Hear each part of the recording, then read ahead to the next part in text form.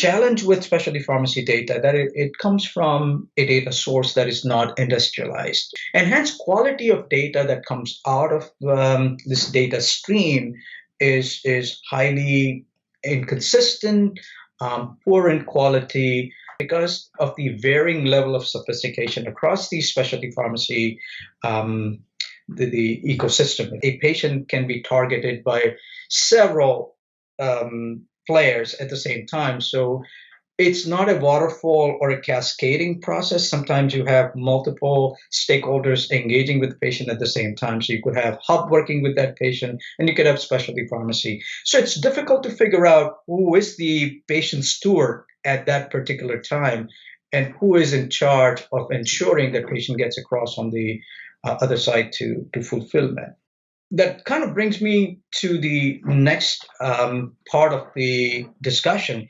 What should a manufacturer sort of expect from a vendor partner to? So one is a very robust and a scalable infrastructure to be able to collect this data, but then having a strong data quality management framework that not only checks just for consistency and statistical tolerances, but is also able to look for some of these nuances specific to statuses, standardization of statuses, the processing windows, unit of measure, and a lot of other variables, which may not be caught by simple technical checks, but you may have to do cross data set audits, and that is going to drive value for it. The second part of it is it's not sort of replaying the data as it comes in from the specialty pharmacy, but to be able to standardize it in a way where there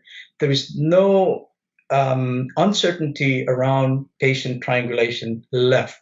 And how do you flag that? How do you red light or green light where patient is really in the process? Who has stopped interacting with the patient? Who has picked up, the patient stewardship and pushing the patient forward in the window? So these are more important, more relevant thing than just aggregating or collecting data from the vendor. This will drive the overall patient triangulation, and it will support manufacturer in reaching out to the patient at the right time with the right type of support.